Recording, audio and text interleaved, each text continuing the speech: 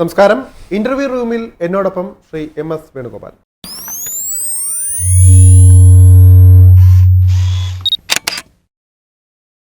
Sir, നമ്മളെ തുർക്കിയുമായിട്ടുള്ള ഇന്ത്യയുടെ ഇപ്പോഴത്തെ ഒരു ബന്ധം അത്ര നല്ലതല്ല. പാകിസ്ഥാന് സപ്പോർട്ട് പരസ്യമായി ചെയ്ത തുർക്കിയോടുള്ള അത്രയ്ക്കും തുർക്കിയോട് ഒരു സൗഹൃദം വയ്ക്കേണ്ട എന്ന് ഇന്ത്യ തീരുമാനിക്കുന്നു. അത് തുർക്കി അറിയിച്ചത് നേരിട്ട് പറഞ്ഞല്ല, പലവിധ കാര്യങ്ങൾ നിർത്തി അവരെ പ്രതിരോധിച്ചാണ് ഇന്ത്യ നയങ്ങൾ എടുത്തത്. ഏറ്റവും ഒടുവിലായി തുർക്കിയിൽ നിന്നുള്ള അംബാസിഡർ അപ്പം വരണമെങ്കിൽ, ഇന്ത്യയിൽ ചുമതല ഏൽക്കണമെങ്കിൽ ഇന്ത്യ അംഗീകരിക്കേണ്ടതുണ്ട്, രാഷ്ട്രപതി അംഗീകരിക്കേണ്ടതുണ്ട്.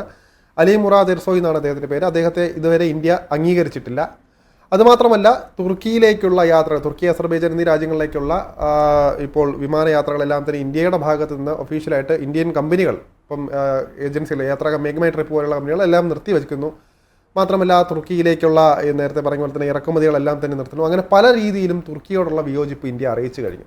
അപ്പോൾ തുർക്കിക്ക് ഇത് വലിയ രീതിയിലുള്ള ഒരു നഷ്ടമല്ലേ? അത് മാത്രമല്ല, ഇന്ത്യയുടെ ഈ ഒരു നിലപാടുകൾ കൃത്യമല്ലേ?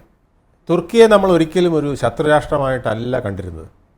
തുർക്കിയെ നമ്മൾ സഹായിക്കുകയാണ് ചെയ്തിട്ടുള്ളത്. അതെ, ഈ ചോറ് കൊടുത്ത കൈക്ക് കടിക്കുക എന്ന് പറയില്ലേ, അന്നം കൊടുത്ത കൈക്ക് കടിക്കുക എന്ന് പറയില്ലേ, അതാണ് തുർക്കി ചെയ്തത്. 2025 ഭൂകമ്പത്തിൽ തകർന്ന് തരിപ്പണമായ തുർക്കിയാണ്. 55,000-ഓളം പേരാണ് അവിടെ മരിച്ചത്.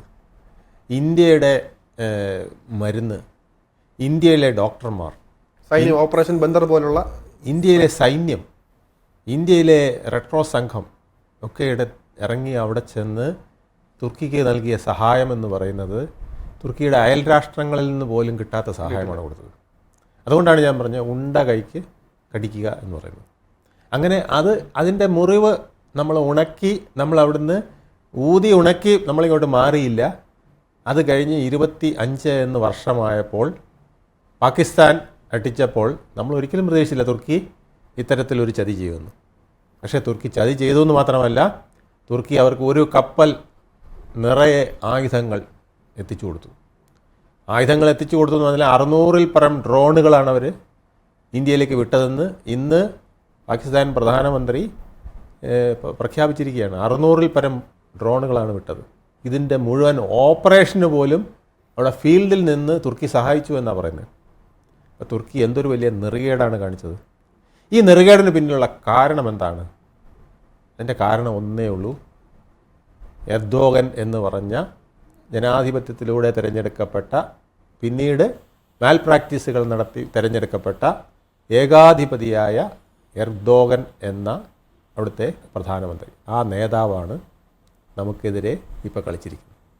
അയാളുടെ ഉദ്ദേശം ഒന്നേ ഉള്ളൂ, ലോകത്തിൻ്റെ മുഴുവൻ ശക്തിയാകുന്നതിന് തനിക്ക് എന്ത് ചെയ്യാൻ കഴിയും, തനിക്ക് എന്ത് തന്ത്രം പ്രയോഗിക്കണം. അതിന് ഒറ്റ തന്ത്രമേ ഉള്ളൂ. അത് ഇസ്ലാമിക രാഷ്ട്രങ്ങളുടെ മുഴുവൻ വർഗീയതയിൽ ഊന്നിക്കൊണ്ട് ഉള്ള ഒരു രാഷ്ട്രം ആക്കി തുർക്കിയെ മാറ്റുക. അതിൻ്റെ തലവനായി എർദോഗന് വരാൻ കഴിയുക. എംബറർ വിത്ത് ടെറർ, അതാണ് അയാളുടെ ലക്ഷ്യം. തീവ്രവാദത്തെയും വർഗീയതയെയും കൂട്ടിക്കലർത്തിക്കൊണ്ട് ഒരു ടെററായി മാറിക്കൊണ്ട് ലോകത്തെ ശക്തിയാകുക. സദാം ഹുസൈനൊക്കെ പണ്ട് ചെയ്തിരുന്നത് പോലെ അതുപോലത്തെ ഒരു അന്ത്യം വരാതിരുന്നാൽ ഭാഗ്യം എന്നേ പറയുന്നു എർദോഗന്. പക്ഷേ ഇന്ത്യയെ പോലൊരു വലിയ രാജ്യത്തിന് നേരെ തിരിയുമ്പോൾ അവർ ഒരുപാട് ആലോചിക്കേണ്ടതുണ്ട്. കാരണം നേരത്തെ പറഞ്ഞ പോലെ തന്നെ പാകിസ്ഥാനോ അതിനോട് കിടപിടിക്കുന്ന രീതിയിലുള്ളൊരു ആയുധ കലവറ തന്നെ അവർക്ക് ഉണ്ട്. നമുക്ക് തീർത്തും തള്ളി പറയാൻ പറ്റില്ല. തുർക്കി അതിദരിദ്ര രാജ്യവുമല്ല. അവരുടെ ഒരു ഭരണം കൊണ്ട് മാത്രം അവർ കുറേ നെറുകേടുകൾ കേൾക്കുന്നുണ്ടെങ്കിൽ പോലും അവർ അത്യാവശ്യം കുഴപ്പമില്ലാതെ പോകുന്നു. പക്ഷേ എന്നാൽ പോലും ആയുധ കരുത്തിൽ എന്തായാലും ഇന്ത്യയോടൊപ്പം എത്തില്ല. നേരത്തെ പറഞ്ഞ പോലെ തന്നെ ഇന്ത്യ നേരത്തെ മുൻകൂട്ടി കണ്ടുകൊണ്ട് തന്നെ ഇത്തരം രാജ്യങ്ങൾക്കെതിരെ ഇന്ത്യ പ്ലാനുകളും സജ്ജമാക്കിയിരുന്നു. ഇന്ത്യ ഇപ്പോൾ ആകാശ് മിസൈലുകളെല്ലാം തന്നെ സജ്ജമാക്കി കഴിഞ്ഞു ഇതിനെതിരെ തിരിയാൻ. ഏത് സമയത്തും തുർക്കി ഒരു ആക്രമണം ഉണ്ടാക്കി കഴിഞ്ഞാൽ എനിക്ക് തോന്നുന്നു 6 മിനിറ്റ് കൊണ്ട് അവിടെ എത്തുന്ന മിസൈലുകളടക്കം സജ്ജീകരിച്ചിട്ടുണ്ട് ഇന്ത്യ. അപ്പം അങ്ങനെയുള്ള ഒരു രാജ്യത്തോട് എതിരിടുമ്പോൾ അവർ കുറച്ചുകൂടെ ശ്രദ്ധിക്കേണ്ടതില്ലേ, ഭയപ്പെടേണ്ടതില്ലേ? തീർച്ചയായിട്ടും ഭയപ്പെടേണ്ടതാണ്. പക്ഷേ തുർക്കി നിസ്സാരമായ രാഷ്ട്രമല്ല. തുർക്കിപ്പട എന്ന് പണ്ടേ പ്രസിദ്ധമാണ്. തുർക്കിപ്പട ഭയങ്കരമായ ടർക്കിഷ് കോളനികൾ എത്രയോ സ്ഥലത്തുണ്ടായിരുന്നു. അവർ ചെറിയൊരു രാഷ്ട്രമാണെങ്കിലും അവർ ലോകത്തിൻ്റെ ഈ നാവിക സേനയെ ഉപയോഗിച്ചുകൊണ്ട് ലോകത്തിൻ്റെ പണ്ട് മുതലേ അവരുടെ പാരമ്പര്യം അങ്ങനെയാണ്. പലയിടത്തും പോയി കോളനികൾ സ്ഥാപിക്കുക, അവർ ആക്രമിക്കുക, അവിടുന്ന് സാധനങ്ങളൊക്കെ അടിച്ചുകൊണ്ട് പോവുക, ഇങ്ങനെയൊക്കെയുള്ള കാര്യങ്ങൾ ചെയ്തിരുന്ന ഒരു സംഘമാണ് തുർക്കികൾ. അപ്പോൾ ആ തുർക്കിയുടെ അവശേഷിപ്പുകൾ ഇപ്പോഴും ആ ബ്ലഡ് ഇപ്പോഴും അവർക്കുണ്ട്, ഫൈറ്റിംഗ് ബ്ലഡ് അവർക്കുണ്ട്. അവർ വിട്ട ഡ്രോണുകളൊന്നും മോശമായിരുന്നു നമുക്ക് പറയാൻ പറ്റില്ല, പക്ഷേ അവർ ഉദ്ദേശിച്ചത് തെറ്റിപ്പോയി. ലോകത്തെ മിക്ക രാഷ്ട്രങ്ങളും പ്രത്യേകിച്ച് പാശ്ചാത്യ രാഷ്ട്രങ്ങൾ വിചാരിച്ചിരുന്നത് ഇന്ത്യ ഇപ്പോഴും ഈ മിസ്റ്ററി, മസാല, മൺസൂൺ എന്നിവയിൽ മാത്രം ഒതുങ്ങി നിൽക്കുന്ന ഒരു രാഷ്ട്രമാണെന്നാണ് അവരുടെ കൺസെപ്റ്റ്. അങ്ങനെയാണ്, ഇതൊരു ദരിദ്ര രാഷ്ട്രമായിട്ടാണ്. എന്തൊക്കെ പറഞ്ഞാലും ഇന്ത്യയിൽ ഒത്തിരി കാരണം നമ്മുടെ സിനിമയൊക്കെ അങ്ങനെയാണ് കാണിക്കുന്നത്. അത് ഇന്ത്യൻസ് എന്നൊരു പദം വരെ ഇന്ത്യൻസിൻ്റെ അത് ലോകത്ത് നല്ല നോവൽ വിൽക്കണമെന്നുണ്ടെങ്കിൽ ദാരിദ്ര്യം പറയണം. അതുകൊണ്ട് ഇന്ത്യയിലെ പഴയ എഴുത്തുകാരും അങ്ങനെയാണ് ചെയ്യുന്നത്. സത്യജിത് റേ മുതൽ നമ്മുടെ അടൂർ ഗോപാലകൃഷ്ണൻ, അരവിന്ദൻ ടീം വരെ, അല്ലെങ്കിൽ ആർക്കൊക്കെ അവാർഡ് കിട്ടണോ അവരൊക്കെ ഒന്നുകിൽ ഇന്ത്യയിലെ ദാരിദ്ര്യം, അല്ലെങ്കിൽ ഇന്ത്യയിലെ ചൂഷണം, അല്ലെങ്കിൽ ജാതി മത സ്പർദ്ധ, അല്ലെങ്കിൽ വർഗീയത, ഇങ്ങനെയുള്ള വിഷയങ്ങളെ എടുത്തുകൊണ്ടാണ് അവരെപ്പോഴും അന്തർദേശീയ മേഖലയിൽ പോയി. അപ്പോൾ കലാ, സംസ്കാരം, സാഹിത്യം, സിനിമ, ഇതിലെല്ലാം ഇന്ത്യ ഒരു അധോലോക രാഷ്ട്രമായോ അല്ലെങ്കിൽ ഒരു തീവ്ര ദാരിദ്ര്യ രാഷ്ട്രമായോ ഒക്കെ ആയിട്ടാണ് പിക്ചറൈസ് ചെയ്തിരിക്കുന്നത്. അതാണ് ഇപ്പോഴും അവരുടെ മനസ്സിൽ നിൽക്കുന്ന പിക്ചർ. അപ്പോൾ ഇന്ത്യ ഒരുപാട് പേര് അണ്ടർ എസ്റ്റിമേറ്റ് ചെയ്തു. എനിക്ക് തോന്നുന്നു പഹൽഗാമിൻ്റെ ഭാഗമായി നടന്ന സിന്ദൂർ എന്ന ഓപ്പറേഷൻ്റെ ഏറ്റവും വലിയൊരു ഗുണം ഇന്ത്യ എന്താണെന്ന് കുറേ ലോകരാഷ്ട്രങ്ങൾ തിരിച്ചറിഞ്ഞു എന്നുള്ളതാണ്. അത് ടർക്കിക്ക് ഒരു ഉണർവുണ്ടാക്കും എന്നാണ് എനിക്ക് തോന്നുന്നത്. പക്ഷേ അവർ ഹമാസിൻ്റെയും ഇസ്ലാമിക് ബ്രദർഹുഡിൻ്റെയൊക്കെ കയ്യിലാണ് ഇപ്പോഴും നിൽക്കുന്നത്. അവരെയൊക്കെ ആശ്രയിച്ചുകൊണ്ട്, അവരെയും കൂടെ ചേർത്തുകൊണ്ട് ഒരു ഇസ്ലാമിക് രാജ്യങ്ങളുടെ ഒരു മേൽക്കോയ്മ സൃഷ്ടിക്കാനാണ് ഇപ്പോൾ എർദോഗൻ ശ്രമിച്ചുകൊണ്ടിരിക്കുന്നത്. അതിൻ്റെ ഒരു ലോക തലവനായിട്ട് വരിക. അപ്പോൾ തുർക്കി, സിറിയ, ഇറാൻ, പാകിസ്ഥാൻ, അതുപോലെ തന്നെ ഇന്ത്യയിലേക്ക് കടന്ന് കാശ്മീർ പിടിക്കാൻ പറ്റുമെങ്കിൽ അങ്ങനെ, ബംഗ്ലാദേശ് പറ്റുമെങ്കിൽ അങ്ങനെ, മലേഷ്യ, പിന്നെ പൂർണ്ണമായിട്ട് നിൽക്കില്ലെങ്കിലും ഇന്തോനേഷ്യ ഉൾപ്പെടെ ഒരു അരിവാൾ ബെൽറ്റ് ഇന്ത്യയുടെ തലയിൽ കൂടി ഇങ്ങനെ ഉണ്ടാക്കുന്നതിനാണ് അവർ ശ്രമിച്ചുകൊണ്ടിരിക്കുന്നത്. ഈ ഒരു സമയത്ത് ഇന്ത്യ എടുക്കുന്ന മറ്റൊരു സ്ട്രാറ്റജി ശത്രുവിൻ്റെ ശത്രു മിത്രം എന്ന തരത്തിലുള്ള ഒരു ഇതാണ്. ഇപ്പോൾ ഇവിടെ തന്നെ ടർക്കിയുടെ എതിരാളി എന്ന് പറയപ്പെടുന്ന അർമീനിയയ്ക്ക് സഹായം നൽകുന്നു. മാത്രമല്ല അഫ്ഗാനിസ്ഥാൻ, പാകിസ്ഥാനെയൊക്കെ ഇപ്പോൾ ഇതായാൽ പോലും താലിബാനെയൊക്കെ ഒരുവിധം ഒരു സോഫ്റ്റ് കോർണർ ഇന്ത്യക്ക് അതിനകത്ത് വരുന്നുണ്ട്. മാത്രമല്ല ഇങ്ങനത്തെ ഒരു രീതിയിലേക്ക് ഇന്ത്യ ചിന്തിക്കുമ്പോൾ നേരത്തെ പറയുന്നത് നമ്മൾ ആയുധക്കരുത്ത് കൊണ്ട് മാത്രമല്ല ബുദ്ധിപൂർവ്വം കൂടി നീങ്ങുകയല്ലേ? തീർച്ചയായിട്ടും ഇന്ത്യ അതിന് കൊടുത്ത മറുപടി എന്ന് പറയുന്നത്, ഇപ്പോൾ ഇസ്ലാമിക് രാഷ്ട്രങ്ങൾ മൊത്തം നമുക്ക് എതിരാകുമെന്നാണ് പാകിസ്ഥാൻ പ്രതീക്ഷിച്ചത്, തുർക്കി പ്രതീക്ഷിച്ചത്. പക്ഷേ അങ്ങനെ നടന്നില്ല എന്ന് മാത്രമല്ല, 57ഓളം ഇസ്ലാമിക് രാഷ്ട്രങ്ങൾ, ഓർഗനൈസേഷൻ ഓഫ് ഇസ്ലാമിക് കോഓപ്പറേഷൻ കൂടിയിട്ട് ഇന്ത്യക്കെതിരായിട്ട് വലുതായ ഒരു ശബ്ദമൊന്നും ഉയർത്തിയില്ല. അതേസമയം സൗദി അറേബ്യ, UAE, പിന്നെ ഒരു പരിധി വരെ ഇറാനും നമുക്കൊപ്പം നിന്നു എന്നുള്ളതാണ്. അഫ്ഗാൻ നമുക്ക് പൂർണ്ണ പിന്തുണ തന്നു എന്നുള്ളതാണ്. പാകിസ്ഥാനെ അടിക്കേണ്ടതാണ് എന്നാണ് അവർ പറഞ്ഞത്, കൊടുഅടിയെന്നാണ് പറഞ്ഞത് പാകിസ്ഥാനാണ്. അപ്പോൾ പലരും ഞെട്ടിപ്പോയി. അത് മോദിയുടെ വേറൊരു തന്ത്രമാണ്. കാരണം ലോകത്തെ ഏറ്റവും വലിയ ഹിന്ദുരാഷ്ട്രം എന്നതിനോടൊപ്പം ഏറ്റവും വലിയ മുസ്ലിം രാഷ്ട്രവും ഞങ്ങളാണ്. ആ ഒരു തന്ത്രവും കൂടെ ഉണ്ട്. അത് ഇസ്ലാമിക് രാഷ്ട്രങ്ങളോട് നമ്മൾ പറഞ്ഞിട്ടുണ്ട്. ഞങ്ങൾ ഒരു ഹിന്ദു രാഷ്ട്രമല്ല, ഹിന്ദുവും മുസ്ലിമും ഐക്യത്തിൽ പോകുന്ന ഒരു രാഷ്ട്രമാണ്, സമാധാനമായിട്ട് ജീവിക്കുന്ന ഒരു രാഷ്ട്രമാണ്. പാകിസ്ഥാനിൽ അമ്പലത്തിൽ പോകാൻ ഒരു ഹിന്ദുവിന് പറ്റിയെന്നിരിക്കില്ല, പക്ഷേ ഇവിടുത്തെ മുഴുവൻ മുസ്ലിമിനും നമാസിനുള്ള സൗകര്യമുണ്ട്, കലീമ ചൊല്ലാനുള്ള സൗകര്യമുണ്ട്, വെള്ളിയാഴ്ച ജുമാ നമസ്കാരത്തിനുള്ള സൗകര്യമുണ്ട്. ഇതൊന്നും ആരും തടുത്തിട്ടില്ല. അവർക്ക് എന്ത് ആഘോഷവും ഉത്സവവും എല്ലാം നടത്താം.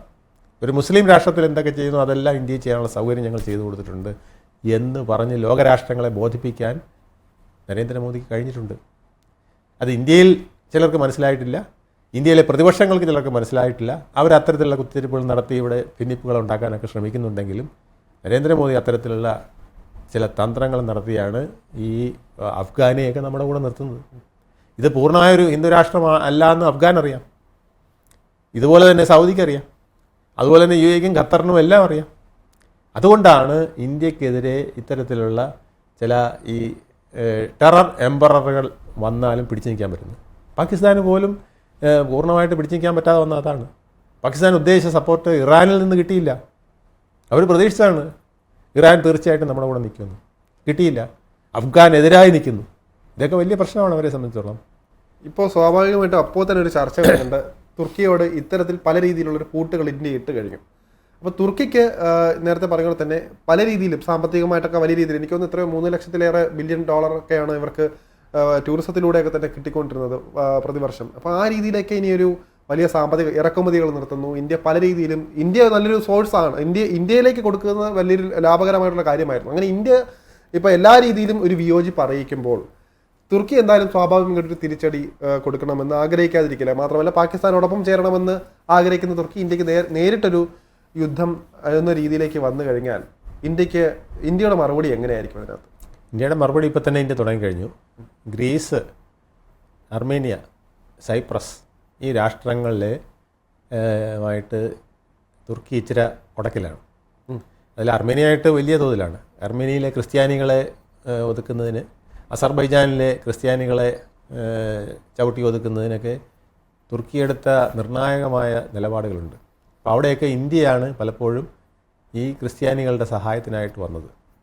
അപ്പോൾ അതാണ് തുർക്കിക്ക് ഒരു കോപത്തിനുള്ള കാരണം കൂടെ അതാണ്. അതായത് ഞങ്ങളുടെ ശത്രുവായ അർമേനിയയെ നിങ്ങൾ സഹായിക്കുന്നു, ഞങ്ങൾ അവിടെ ഈ അർമേനിയയിലെയും അസർബൈജാനിലെയും ക്രിസ്ത്യാനികളെ അടിച്ചൊതുക്കാൻ പോയപ്പോൾ നിങ്ങൾ ഞങ്ങൾക്കെതിരായിട്ട് നിന്നു, അവർക്ക് ആയുധം കൊടുത്തു, കപ്പൽ സംവിധാനങ്ങൾ കൊടുത്തു, അവിടെ കപ്പൽ നിർമ്മാണശാലയൊക്കെ തുടങ്ങാനൊക്കെയുള്ള പരിപാടികൾ ഇന്ത്യ സഹായിച്ചുകൊണ്ടിരിക്കുകയാണ്. ഇതൊക്കെ അവരെ കോപാകുലരാക്കിയിട്ടുണ്ട്. പക്ഷേ അവരൊരു കാര്യം മനസ്സിലാക്കേണ്ടതാണ്, ഇന്ത്യയുടെ തന്ത്രങ്ങൾ എപ്പോഴും ഇപ്പോൾ വളരെ വിദഗ്ധമായിട്ടാണ് ഇന്ത്യ ഓരോ കാര്യങ്ങളിൽ നിന്ന്. ഒരു രാജ്യം നമുക്കെതിരെ വരുന്നെങ്കിൽ അവരെ ആദ്യം അനുകൂലമാക്കാൻ ശ്രമിക്കും. അനുകൂലമായില്ലെങ്കിൽ അതിൻ്റെ പരിസരത്തുള്ള രാഷ്ട്രങ്ങളെ നമ്മൾ അനുകൂലമാക്കി വയ്ക്കും. കാരണം അവർക്ക് തന്നെ, കാരണം എപ്പോഴും ഈ നൈബേഴ്സ് തമ്മിൽ നമ്മുടെ നാട്ടിലെ പോലെ തന്നെയാണ്. അയൽക്കാരനോട് ചെറിയ സ്പർദ്ധ എന്തെങ്കിലുമൊക്കെ വിഷയത്തിൽ വരുമല്ലോ, അത് തീപ്പൊരിയാക്കാൻ ചിലപ്പോൾ കഴിയും. അത് രാഷ്ട്രങ്ങൾക്കിടയിലും അങ്ങനെയാണ്. അത്തരത്തിലുള്ള തന്ത്രങ്ങളും ഇന്ത്യ പലപ്പോഴും പലയിടത്തും പ്രയോഗിക്കുന്നുണ്ട് എന്നുള്ളതാണ് സത്യം. അതുപോലെ തന്നെ ലോക രാഷ്ട്രങ്ങൾക്കിടയിൽ അമേരിക്കയായാലും റഷ്യയായാലും, അമേരിക്കയുടെ താല്പര്യം എന്താ? അമേരിക്കയോടൊപ്പം നിൽക്കണമെന്നാണ്. പക്ഷെ നമ്മളതിനെ പൂർണ്ണമായിട്ട് അനുകൂലിച്ചില്ല. നിങ്ങളിപ്പോൾ ഞങ്ങളെല്ലാവരും നാറ്റോ രാജ്യങ്ങളും ഉൾപ്പെടെ എല്ലാം റഷ്യക്കെതിരായിട്ട് നിൽക്കാൻ പോവുകയാണ്, അതുകൊണ്ട് നിങ്ങൾ ഞങ്ങൾക്കെതിരെ നിൽക്കണം എന്ന് പറഞ്ഞപ്പോൾ അങ്ങനെ ശ്രമിച്ചില്ല. ഇന്ത്യ ഞങ്ങൾ വളരെ നാളത്തെ ബന്ധമാണ്, അതുകൊണ്ട് ചില കാര്യങ്ങളൊക്കെ ഞങ്ങൾ അവരുമായിട്ടും ബന്ധം നിലനിർത്തി പോകുമെന്ന് പറഞ്ഞിട്ട് നമ്മൾ അവരുമായിട്ട് ക്രൂഡ് ഓയിൽ വാങ്ങിക്കുകയും നമുക്ക് നമ്മുടെ ഭക്ഷ്യസാധനങ്ങളും മറ്റുമൊക്കെ അവർക്ക് കൊടുക്കുകയും ആയുധങ്ങൾ വരെ പരസ്പരം കൈമാറുന്ന സാഹചര്യം വരെ ഉണ്ടായല്ലോ. അപ്പോൾ ഇതൊക്കെ പല രാജ്യങ്ങളെയും ചൊടിപ്പിച്ചിട്ടുണ്ട്. അതേസമയം ഇന്ത്യയുടെ നയം നമ്മൾ വ്യക്തമാക്കിയിട്ടുണ്ട്. നമ്മൾ ആരുമായിട്ട് ശത്രുതയില്ല. ഇപ്പോൾ പാകിസ്ഥാനുമായിട്ട് പോലും നമ്മൾ ഇവിടെ പലരും പറയുന്നുണ്ട്, പാകിസ്ഥാൻ ഇപ്പോൾ പിടിച്ചടക്കായിരുന്നല്ലോ, എന്താ POK പിടിക്കും? POK ഒക്കെ പിടിക്കുന്നെങ്കിൽ അത് പൂർണ്ണമായും അന്തർദേശീയമായ ചില നീക്കുപോക്കുകളുടെ ഭാഗമായിട്ടേ ഉണ്ടാവുള്ളൂ. അല്ലാതെ നമ്മൾ ഒരാക്രമണത്തിലൂടെ പിടിച്ചടക്കുന്ന ശൈലി ഇന്ത്യക്കില്ല എന്ന് നമ്മൾ വ്യക്തമാക്കിയിരിക്കുകയാണ് ഈ ഓപ്പറേഷൻ സിന്ദൂറിലൂടെ. നമ്മൾ ഈ ഒരു ഘട്ടത്തിൽ അവസാനമായിട്ട് ഒരു വിദൂര സാധ്യതയാണ് എന്ന് തോന്നുന്നു. അതായത് ഒരു യുദ്ധസമാനമായ സാഹചര്യം ഇരു രാജ്യങ്ങൾക്കിടയിൽ, ഇന്ത്യയ്ക്കും തുർക്കിക്കും ഇടയിൽ ഉണ്ടായാൽ നമ്മൾ ഈ ഒരു സമയത്ത് സംസാരിക്കേണ്ടതാണ് പ്രതിരോധ രംഗത്തെ കാര്യത്തിനെ കുറിച്ചും. ഇന്ത്യയിൽ എനിക്ക് തോന്നുന്നു അഗ്നി 5 പോലുള്ള മിസൈലുകൾ മാത്രം മതി തുർക്കിയെ, ഇപ്പോൾ അതായത് നേരത്തെ പറഞ്ഞ പോലെ തന്നെ 6 മിനിറ്റ് കൊണ്ട് അവിടെ എത്തും. 29,000 കിലോമീറ്റർ എന്നാണ് മിനിറ്റിൽ അതിൻ്റെ ഒരു വേഗപരിധി, മണിക്കൂറിൽ എത്ര 29,000.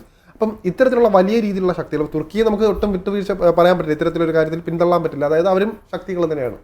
അപ്പം നമ്മളൊരു പ്രതിരോധ രംഗത്ത് കൂടി ഇതിനകത്ത് നോക്കുമ്പോൾ നേരത്തെ പറഞ്ഞ പോലെ തന്നെ വിദൂര സാധ്യതയാണെങ്കിൽ പോലും അങ്ങനെ ഒരു യുദ്ധ സാഹചര്യം ഉണ്ടായാൽ എന്തായിരിക്കും അവരൊരു അന്തിമ ഫലം ഉണ്ടാവുക? ഇന്ന് ഇന്ത്യക്ക് ഓപ്പറേഷൻ സിന്ദൂർ വഴി കിട്ടിയിരിക്കുന്ന ഒരു പ്രത്യേക പദവിയുണ്ട് ലോകത്തിൻ്റെ മുഴുവൻ. നമ്മൾ ഒരു 4ാം ലോകശക്തി സൈനിക വിഷയത്തിൽ എന്നുള്ളത് 4ാം ശക്തിയല്ല, അതിൻ്റെ മുകളിലോട്ട് പോയിട്ടുണ്ടോ എന്ന് പലരെയും സംശയിപ്പിക്കുന്ന വിധത്തിലുള്ള ഒരു ശക്തി വന്നിട്ടുണ്ട്. നമ്മൾ പണ്ട് കഥകളിലൊക്കെ പറയും, പുരാണങ്ങളിലൊക്കെ പറയും, അവിടുന്ന് ഒരു ആഗ്നേയാസ്ത്രം ഇങ്ങോട്ട് വിട്ടു, ഉടനെ ഇവിടുന്ന് വരുണാസ്ത്രം അങ്ങോട്ട് വിട്ടു, ഇതിനെ നിഷ്പ്രഭമാക്കി. അവിടുന്ന് നാഗാസ്ത്രം പ്രയോഗിച്ചു, നമ്മൾ ഉടനെ ഗരുഡാസ്ത്രം പ്രയോഗിച്ച് അതിനെ തകർത്തു. അപ്പം അതിനൊക്കെ ഇവിടെ ആളെന്ന് പറയുന്നത് ഈ ചാണക സംഖ്യകളുടെ ഗോമൂത്രവാചകം ആര് വിശ്വസിക്കുന്നൊക്കെയാണ്. പക്ഷേ ഇന്നത് റിയാലിറ്റിയായി വന്നു എന്നുള്ളതാണ്. അവിടുന്ന് FS-16 ഒക്കെ ഇങ്ങോട്ട് വിട്ടപ്പം അതിനെ ഇവിടുന്ന് ആകാശം വെച്ച് നമ്മൾ തകർത്തു അല്ലേ.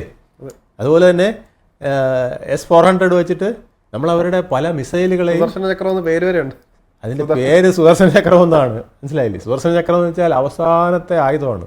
ശ്രീകൃഷ്ണൻ ഇത് എപ്പോഴും പ്രയോഗിക്കില്ല, അറ്റ കൈക്ക് എടുക്കുന്നതാണ് സുദർശന ചക്രം.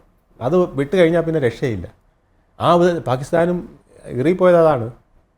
ഈ 10-600 ഡ്രോണുകൾ 2-3 ഘട്ടങ്ങളിലായിട്ട് വിട്ടത്. അത് അവർ വിചാരിച്ച എങ്ങനെയെങ്കിലും ഒരു 100 ഇവിടെ വീഴുമെന്നാണ്. ഒരെണ്ണം പോലും വീണില്ല എന്ന് മാത്രമല്ല, അവരുടെ ആന്തരികമായി കരയ്ക്ക് നിന്നുകൊണ്ട് അപ്പുറത്തടിക്കുന്ന അടിച്ചപ്പം ലോകം ഞെട്ടിയിരിക്കുകയാണ്. അപ്പോൾ അതുകൊണ്ട് തുർക്കിയൊന്നും നമ്മളോട് ഡയറക്റ്റായിട്ടൊരു വാറിന് വരുമെന്ന് തോന്നില്ല. ഈവൻ ചൈന പോലും ഇപ്പോൾ ഒരു ഡയറക്റ്റായിട്ട് അടിക്ക് നമ്മുടെ അടുത്ത് വരില്ല. ചൈന പണ്ടേ എങ്ങനെയാണ് ചൊറിയുക, മറ്റുള്ളവരെ കൊണ്ട് അടിപ്പിക്കുക, ഇതാണ് ചൈനയുടെ ലൈൻ.